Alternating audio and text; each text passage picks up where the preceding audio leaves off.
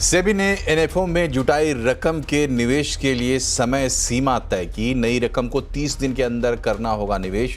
नया नियम 1 अप्रैल से होगा लागू।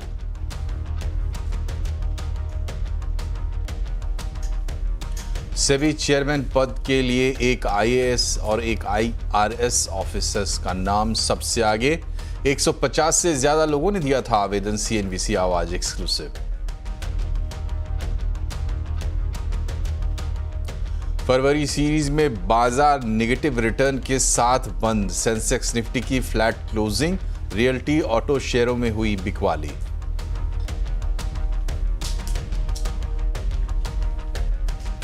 दिल्ली हाईकोर्ट ने अमेजॉन को दिया जोर का झटका। इंटेलेक्चुअल प्रॉपर्टी राइट्स के उल्लंघन के लिए 340 करोड़ का जुर्माना। बेवरली हिल्स का लोगो चुराने का आरोप।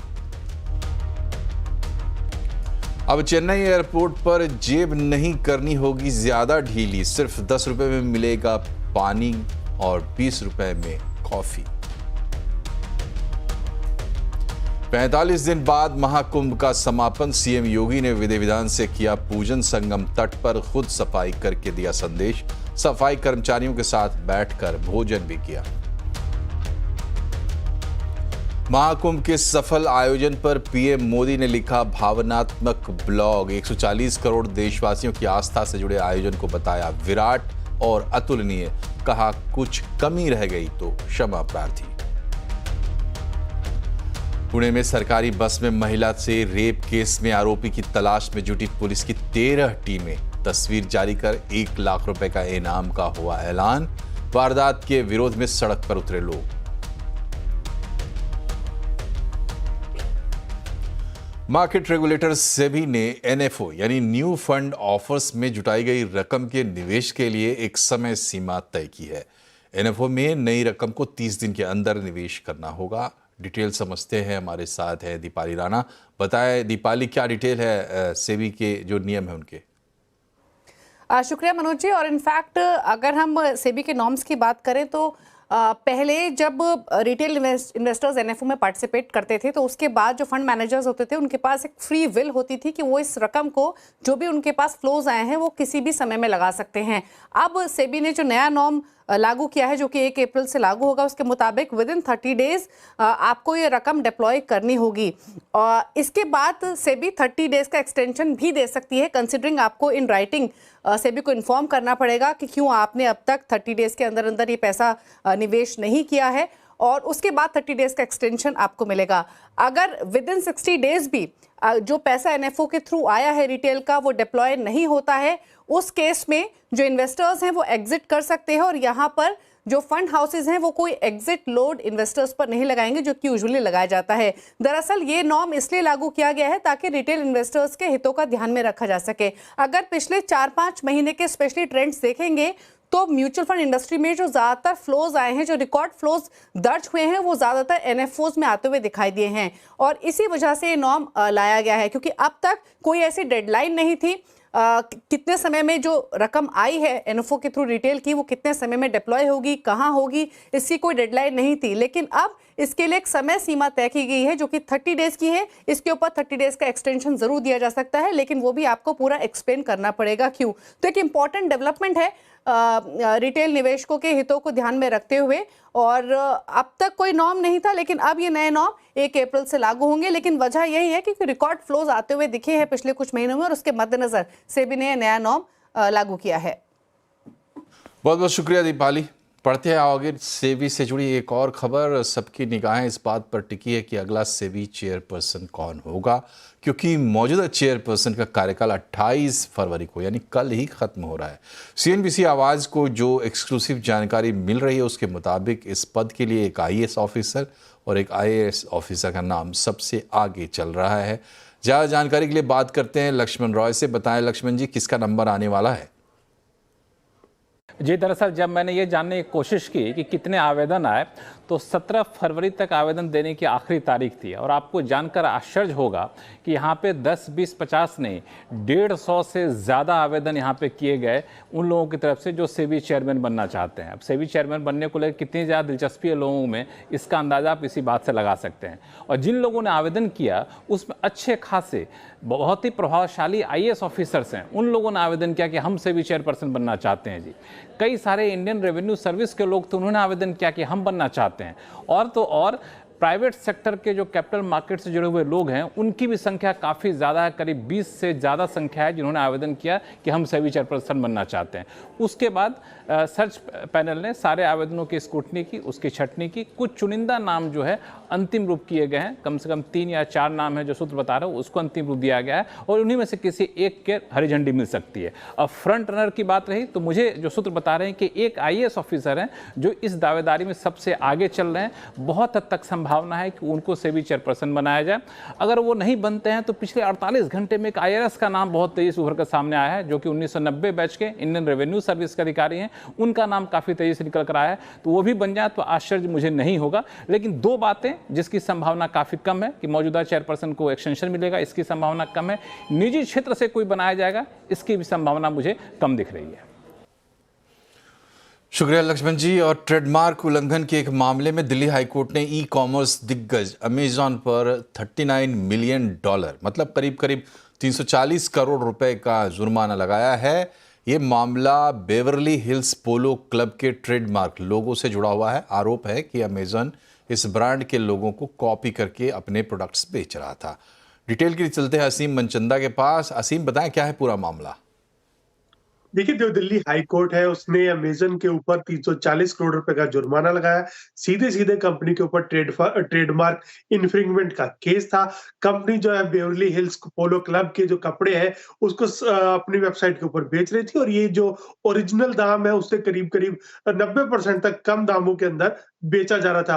तो जाहिर सी बात है कि ये जो कपड़े थे वो नकली थे या दूसरा ब्रांड बना करके उसको बेचा जा रहा था। तो दिल्ली हाई कोर्ट ने पूरी अपॉर्चुनिटी दी अमेजन से बातचीत करने की, लेकिन अमेजन लगातार नानकुर करती रही, जानकारी दिल्ली हाई कोर्ट के सामने छुपाती रही। तो दिल्ली हाई कोर्ट ने काफी सारी कड़ी ऑब्जर्वेशन अमेजन के खिलाफ भी दिए। उन्होंने कहा कि अमेजन 3 कंपनियां बना करके अलग अलग तरीके से काम कर रही थी और कभी कोई कंपनी बन जाती थी, कभी कोई कंपनी बन जाती थी और जब यहाँ पर पेश होने की बारी आती तो कंपनी ने पेश भी नहीं हो रही थी। कभी अमेजन टेक्नोलॉजी या कभी अमेजन जो इनके ई कॉमर्स कंपनी है उसके नाम से पेश हो जाती थी। तो कहीं ना कहीं एक क्लैरिटी कंपनी जानकारी छुपाने की कोशिश कर रही थी। तो सीधे सीधे दिल्ली हाई कोर्ट ने जो इन्फ्रिंगमेंट है, ट्रेडमार्क इन्फ्रिंगमेंट, उसको लेकर के 340 करोड़ रुपए का जुर्माना लगा दिया। अब कंपनी के सामने विकल्प खुले हैं कि उस जुर्माने को सुप्रीम कोर्ट के अंदर चुनौती दे।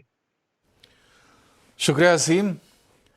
एक और खबर ग्राहक से जुड़ी हुई। एयरपोर्ट पर सिर्फ 10 रुपए में पानी की बोतल मिले और 20 रुपए में कॉफ़ी मिल जाए, ये सुनने में असंभव सा लगता है, लेकिन कुछ एयरपोर्ट्स पर अब ये हकीकत बन चुका है। कोलकाता के बाद चेन्नई में भी उड़ान यात्री कैफ़े की शुरुआत की गई है, जहां कम कीमत पर रिफ्रेशमेंट मिलेगा। एयरपोर्ट्स पर काफ़ी महंगे खाने पीने की शिकायतों के बाद विमानन मंत्रालय ने ये पहल की है। विमानन मंत्री राम मोहन नायडू ने कहा है कि उड़ान यात्री कैफ़े एयर ट्रैवल को सस्ता और सुविधाजनक बनाने के लिए एक पहल है। चेन्नई यात्री कैफ़े को मूक बधिर महिलाएं चलाएंगी। और अब बात अमेरिका की, यूएस की। अमेरिकी राष्ट्रपति डोनाल्ड ट्रंप ने गोल्ड कार्ड खेला है। क्या है ये गोल्ड कार्ड, ये कैसे करेगा काम और इसका क्या होगा असर, बताने के लिए हमारे साथ जुड़े हमारे सहयोगी विपिन भट्ट। बताएं विपिन जी। तो देखिए, डोनाल्ड ट्रंप वैसे तो अमेरिका के राष्ट्रपति हैं, लेकिन हमें ये नहीं भूलना चाहिए कि वो अमेरिका के एक जाने माने बिजनेसमैन भी है और उनके अंदर वही सारी चीज़ें बसती हैं। तो ये डोनाल्ड ट्रंप का गोल्ड कार्ड भी एक वैसी चीज़ है जहां पर वो ऑफर कर रहे हैं कि $5 मिलियन दीजिए, गोल्ड कार्ड ले लीजिए। ये गोल्ड कार्ड क्या करेगा? क्या ये गोल्ड कार्ड आपको अमेरिका की नागरिकता दिलवाएगा, वो भी इंस्टेंट, यानी तुरंत। $5 मिलियन इधर और इधर आपके पास गोल्ड कार्ड और आप अमेरिका के नागरिक।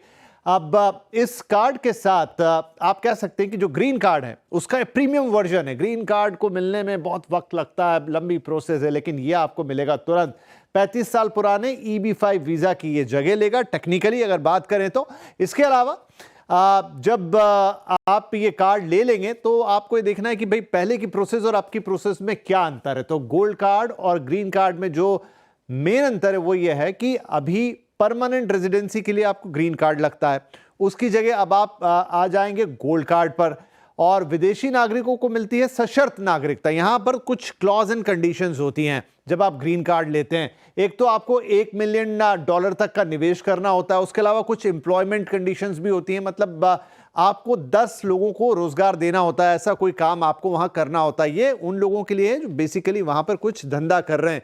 अदरवाइज ग्रीन कार्ड को नौकरी पेशा लोग भी अप्लाई उसके लिए करते हैं। और 5 से 7 साल में नागरिकता मिलती है। 5 से 7 साल बड़ा लीनियंट फिगर है। अमूमन 10-15 साल से लेकर 20 साल तक का भी वक्त लोगों को लग जाता है। सुपर रिच बड़े बिजनेसमैन ही गोल्ड कार्ड ले पाएंगे। हाँ भाई, $5 मिलियन ऐसे तो रखे नहीं किसी के पास। पहले से ग्रीन कार्ड आवेदकों का लंबा हो सकता है इंतजार, क्योंकि अब गोल्ड कार्ड की लाइन आगे आएगी, नई नागरिकता मिलेगी तो ग्रीन कार्ड वाले ऑफ कोर्स थोड़ा पीछे जाएंगे और गोल्ड कार्ड के लिए पूरा नगद भुगतान करना होगा। ये एक बड़ी शर्त है। चलिए, बहुत बहुत शुक्रिया। तो अमीर लोगों के लिए अमेरिका में एक नया दरवाजा खुल गया। बढ़ते आगे बात करते हैं महाकुंभ की।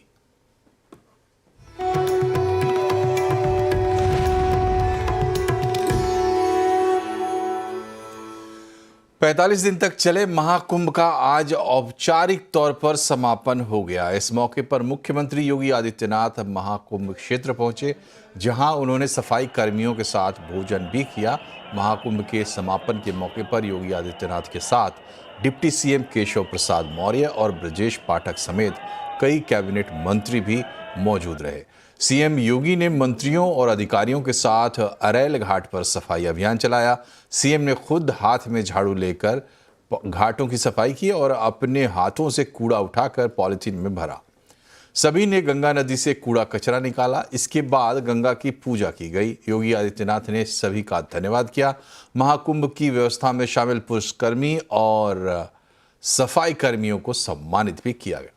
इस दौरान योगी ने विपक्ष के तमाम सवालों पर पलटवार करते हुए कहा कि महाकुंभ को लेकर विपक्ष ने दुष्प्रचार किया, लेकिन विरोधी दूरबीन से भी कमी नहीं ढूंढ पाए। कोई भी ऐसी घटना नहीं जिस घटना के बारे में कोई ये कह सके विरोधी को भी ढूंढे दूरबीन लगा करके भी और माइक्रोस्कोप लगा करके भी वे इस प्रकार की घटनाओं को उजागर नहीं कर पा रहे। दुष्प्रचार का कोई मौका विरोधियों ने चूका नहीं। जिनको ये आस्था का महासमागम अच्छा नहीं लग रहा था, उन्होंने कोई मौका नहीं छोड़ा। मौनी अमावस्या के दिन 8 करोड़ श्रद्धालु यहां पर था। हमारी प्राथमिकता थी कि श्रद्धालु जनों को सुरक्षित स्नान करा करके उनके गंतव्य की ओर प्रस्थान करवाया जाए। महाकुंभ के अभूतपूर्व समापन के बाद पीएम मोदी ने अपने अनुभवों को लेकर एक ब्लॉग लिखा है। इस ब्लॉग में पीएम मोदी ने कहा कि जहां महाकुंभ की भव्यता और प्रबंधन की तारीफ की है, वहीं इस पूरे आयोजन को सफल बनाने वाले एक एक व्यक्ति का आभार भी व्यक्त किया है।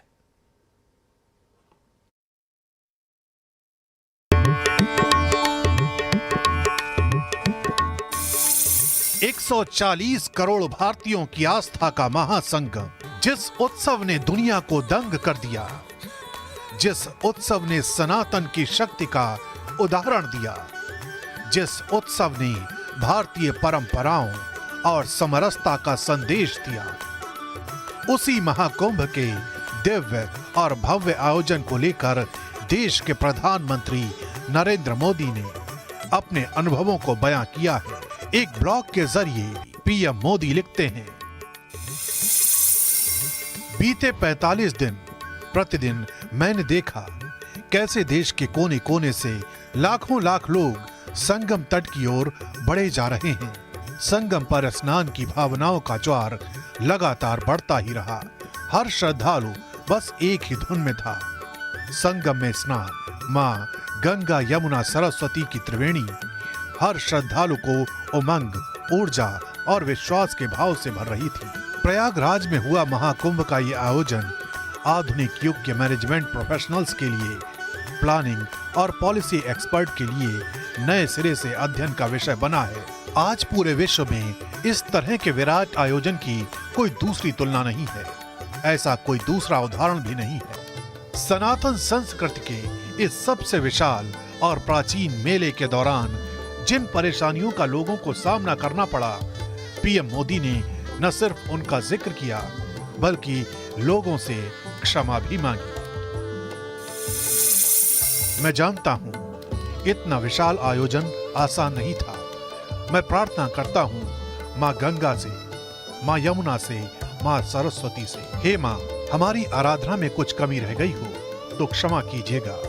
जनता जनार्दन जो हमारे लिए ईश्वर का ही स्वरूप है, श्रद्धालुओं की सेवा में भी अगर हमसे कुछ कमी रह गई हो तो मैं जनता जनार्दन का क्षमा प्रार्थी हूं। इस ब्लॉग में पीएम मोदी ने महाकुंभ के इस भव्य आयोजन को लेकर सीएम योगी की भी तारीफ की। साथ ही उन्होंने हर उस व्यक्ति का आभार जताया जिसने इस बेहद चुनौतीपूर्ण आयोजन को सफल बनाने में अपनी भूमिका निभाई। समर्पण और श्रद्धा भाव से भरे इस उत्सव का भले ही समापन हो चुका है, लेकिन ये उत्सव एक ऐसी मिसाल बन गया है जिसे आने वाली कई पीढ़ियों तक याद किया जाने वाला है। तो कुंभ समाप्त हो गया, लेकिन महाकुंभ की चर्चा अभी जारी है। प्रधानमंत्री मोदी से लेकर सीएम योगी और दूसरे दिग्गजों ने अपनी अपनी राय रखी है। आवाज अड्डा में आज इसी पर चर्चा होगी कि संगम का संदेश कितना हुआ देश एक। 7:57 पर जरूर जुड़िए।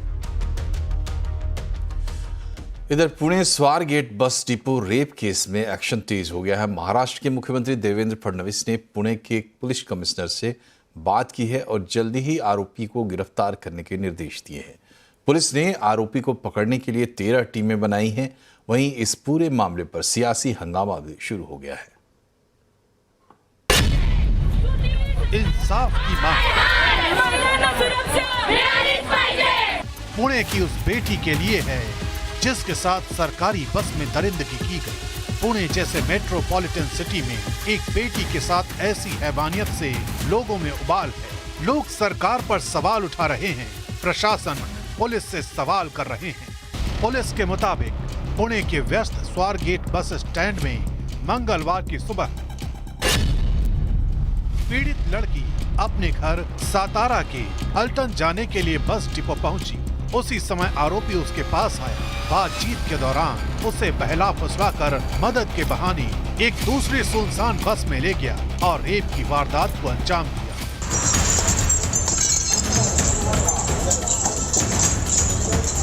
पुणे में हैरान कर देने वाली ये घटना पुलिस स्टेशन से कुछ ही दूरी पर हुई और सीसीटीवी कैमरे की मदद से आरोपी को फौरन पहचान लिया गया। पुलिस के मुताबिक आरोपी का नाम दत्तात्रेय रामदास गाडे। उसको ढूंढने के लिए अभी हमारे 13 टीम्स काम कर रही है, डे नाइट उसके गांव में, आजू बाजू के गांव में। और अभी हमारे सीपी सर ने इसमें एक रिवॉर्ड भी डिक्लेयर किया है कि अगर कोई उसको पकड़ के देता है तो उसको 1 लाख का रिवॉर्ड दिया जाएगा। पुणे में रेप की इस घिनौनी घटना के बाद स्वारगेट बस डिपो में महिलाओं की सुरक्षा को लेकर विपक्ष ने कोहराम मचा दिया। सरकार पर कई सवाल खड़े हो गए। शिवसेना उद्धव गुट के कार्यकर्ताओं ने स्वारगेट बस स्टैंड पर जमकर प्रदर्शन किया और बस स्टैंड के सुरक्षा केबिन में तोड़फोड़ की। ज्योतिबा फूले, सावित्रीबाई फूले के जो महाराष्ट्र है, जहाँ पे महिलाओं को एजुकेशन मिली, वहाँ पर अगर इस तरीके की घटनाएं हुई तो दुर्भाग्यपूर्ण ही नहीं, मैं मानती हूँ देश के लिए इसके दर्दनाक नतीजे होंगे।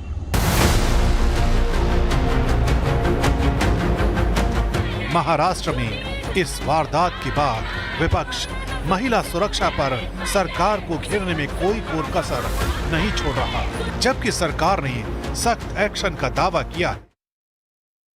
और यहाँ एक छोटा सा ब्रेक, तुरंत हाजिर होते हैं खबरें भी और भी हैं, बने रहिए हमारे साथ।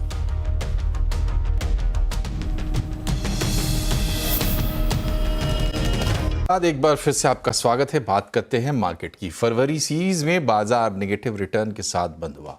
लगातार 5वीं बार निफ्टी की नेगेटिव मंथली एक्सपायरी रही है। फरवरी सीरीज में निफ्टी 2.7% तक, वहीं निफ्टी बैंक 0.9% तक फिसला है। वहीं आज के बाजार की बात करें तो आज बाजार दायरे में रहा। सेंसेक्स निफ्टी की फ्लैट क्लोजिंग हुई। मिड कैप स्मॉल कैप शेयरों में काफी प्रेशर देखने को मिला। केबल एंड वायर कारोबार में अल्ट्राटेक की एंट्री के ऐलान से पूरे स्पेस में खलबली मच गई है। केबल एंड वायर शेयरों में आज भारी गिरावट रही। पॉलीकैब, केईआई, हैवेल्स जैसे शेयरों का अच्छा खासा मार्केट कैप साफ हो गया। इस स्पेस पर अल्ट्राटेक की एंट्री से क्या असर पड़ेगा, इसकी एनालिसिस की है यतीन मोता ने। बिरला ग्रुप की फ्लैगशिप कंपनी अल्ट्राटेक सीमेंट की केबल और वायर बिजनेस में एंट्री के बाद एक भूचाल मचा हुआ है। शॉर्ट सर्किट लगी हुई है। ज्यादातर शेयर सेक्टर के 5 से 15-20% तक गिरे हुए हैं। और अगर हम हैवेल्स और पॉलीकैब ये दोनों कंपनियां देखें तो 20,000 करोड़ का जॉइंट मार्केट कैपिटलाइजेशन लॉस देखा है। सेक्टर की दूसरी बड़ी कंपनियां भी ऐड कर लें तो कुल मिला के जो मार्केट कैपिटलाइजेशन लॉस है वो लगभग 28 से 30,000 करोड़ है। अल्ट्राटेक सीमेंट के शेयर्स में भी लगभग 15,000 करोड़ के मार्केट कैप का आपने नुकसान देखा है, क्योंकि अनरिलेटेड बिजनेस लोग देखते हैं इस तरीके से। लेकिन वैल्यूएशन के लिहाज से चीजें महंगी है, जिसके कारण करेक्शन आज हुआ है। अगर हम हैवेल्स की बात करें तो 63 टाइम्स, अगर हम केईआई की बात करें तो पी रेशो 48 का है, और अगर हम पॉलीकैब और आरआर केबल की भी बात कर ले तो 40 के पी मल्टीपल पे सारे के सारे शेयर्स आपको करेक्शन के बाद दिखाई पड़ रहे हैं, जो ओवरऑल तरीके से महंगा है। और एक बड़ा प्लेयर जैसे कि अल्ट्राटेक सीमेंट अगर सेक्टर में आता है तो ऑब्वियसली एक बड़ा भूचाल सा मचा हुआ है, क्योंकि अगर हम ग्रॉस ब्लॉक की बात करें और जो नेटवर्थ की बात करें तो अल्ट्राटेक सीमेंट का नेटवर्थ 80,000 करोड़ से ज्यादा है, ग्रॉस ब्लॉक 80,000 करोड़ से ज्यादा है। और अगर हम हैवेल्स, पॉलीकैब जैसी कंपनियों की बात करें तो लगभग 4 से 6,000 करोड़ रुपए के आसपास का ग्रॉस ब्लॉक है। और केईआई, आरआर केबल और फिनोलेक्स केबल की बात करें तो 1,000-1,200 करोड़ के आसपास का ही ग्रॉस ब्लॉक है। इसका मतलब ये है कि अल्ट्राटेक सीमेंट जो 1,800 करोड़ अगले 2 साल में निवेश करने वाली है, स्केल अप बहुत जल्दी हो सकता है और इसके कारण कंपटीशन बढ़ सकता है। अगर हम केपेक्स की बात करें तो पॉलीकैब ने भी लगभग 6,000 करोड़ का केपेक्स अनाउंस किया। अगले 5 सालों में वो अपनी इलेक्ट्रिकल बिजनेस का विस्तार करेंगे। हैवेल्स की बात करें तो अगले 2 सालों में वायर एंड केबल बिजनेस पे 1,000 करोड़ का केपेक्स होगा। और दूसरी कंपनियों की बात करें तो औसतन हर साल 500,000 करोड़ रुपए के आसपास का केपेक्स रहने वाला है। क्यों रहने वाला है? क्योंकि इंडस्ट्री में आप जबरदस्त ग्रोथ देख रहे हैं। अगर हम पूरा का पूरा केबल एंड वायर इंडस्ट्री देखें तो 1.25 लाख करोड़ का साइज दिखाई पड़ रहा है, जो 12 से 14% की CAGR से बढ़ने वाला है। और अगर हम स्पेसिफिकली इसमें पावर सेगमेंट की बात करें तो उसका 50% हिस्सा आपको यहां आता हुआ नजर पड़ता है, जिसके अंदर केबल एंड वायर बिजनेस का ही कंट्रीब्यूशन लगभग 39% के आसपास है। तो मार्केट बहुत बड़ी है और अल्ट्राटेक सीमेंट जैसा बड़ा प्लेयर आने के बाद पूरे के पूरे सेक्टर में आज शॉर्ट सर्किट आप देख रहे हैं। इधर आरबीआई से राहत के बाद छोटे बैंक और एनबीएफसीज में अच्छी तेजी देखने को मिली। आरबीआई ने बैंकों की ओर से एनबीएफसीज को दिए जाने वाले लोन पर रिस्क वेटेज 125% से घटाकर 100% किया है। इसका क्या असर होगा, बता रहे हैं यतीन मोता। तो आरबीआई की तरफ से एक बड़ी खबर आ रही है, क्योंकि आरबीआई ने जो बैंक के एमएफआई एक्सपोजर पे रिस्क वेट कम किया है, उसका फायदा बहुत सारे एनबीएफसीज को और फाइनेंशियल इंस्टीट्यूशंस को होता हुआ नजर पड़ रहा है। इनफैक्ट अगर हम आरबीआई की बात करें तो जो बैंक्स का एमएफआई एक्सपोजर है उसका रिस्क वेट 125% से घटा के अब 100% कर दिया गया है। इससे एनबीएफसीज को ज़्यादा से ज़्यादा लोन बैंक्स मुहैया करा पाएंगी।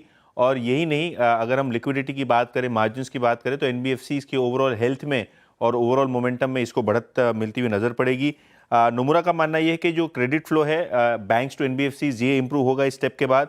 इनफैक्ट जो कैपिटल रेशियोज हैं काफ़ी सारे बैंक्स के ये इंप्रूव होते हुए दिखाई पड़ेंगे, क्योंकि एमएफआई में स्ट्रेस हमने पिछले 2 क्वार्टर्स में काफ़ी ज़्यादा बढ़ता हुआ देखा है। इनफैक्ट अगर हम बंधन बैंक की बात करें, एयू स्मॉल फाइनेंस बैंक की बात करें, इंडसइंड बैंक की बात करें तो ये वो लार्ज प्लेयर्स हैं जिनको बेनिफिट होगा।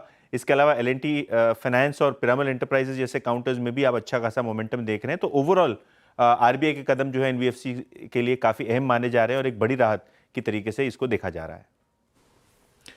और आरबीआई से जुड़ी एक और खबर जिस पर है बाजार की नज़र। कल बैंकिंग सिस्टम में आरबीआई 86,000 करोड़ डालने जा रहा है। ये अब तक का सबसे बड़ा लिक्विडिटी इन्फ्यूज़न है।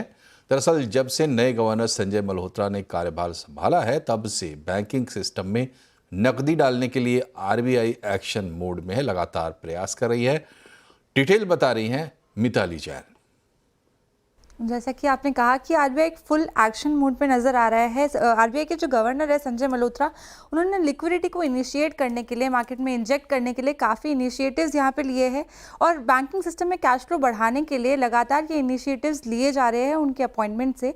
आंकड़ों की माने तो पहले 29 नवंबर 2024 के बैंकिंग सिस्टम में 50,000 करोड़ के आसपास के हमने ऑब्जॉर्व किए थे, यानी बैंकिंग सिस्टम से पैसा निकाला गया था। 9 दिसंबर 2024 को जब से संजय मल्होत्रा का अपॉइंटमेंट हुआ है उसके बाद से ली गई लिक्विडिटी बूस्ट करने के इनिशिएटिव से 20 फरवरी 2025 के आंकड़े बताते हैं कि कुल अभी तक 1.77 लाख करोड़ की यहाँ पे लिक्विडिटी इंजेक्ट मार्केट में की गई है।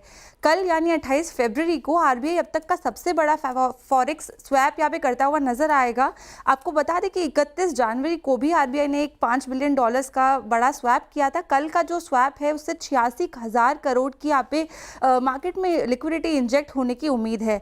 ये जो स्वैप है ये 3 साल तक वैलिड रहेगा और 3 साल के टेन्योर का जो डॉलर INR का स्वैप है वो सिस्टम में लिक्विडिटी बढ़ाने के लिए यहाँ पे किया गया है। संजय मल्होत्रा के नेतृत्व में और भी बड़े बड़े इनिशिएटिव्स लिए गए हैं। अभी तक कुल 1 लाख करोड़ के यहाँ पे सरकारी बॉन्ड खरीदे गए हैं ओपन मार्केट ऑपरेशंस के थ्रू और रेपो रेट में भी हमें 25 बेसिस पॉइंट की यहाँ पे जो कटौती देखने को मिली है वो भी इकोनॉमिक ग्रोथ के लिए काफ़ी अच्छी थी।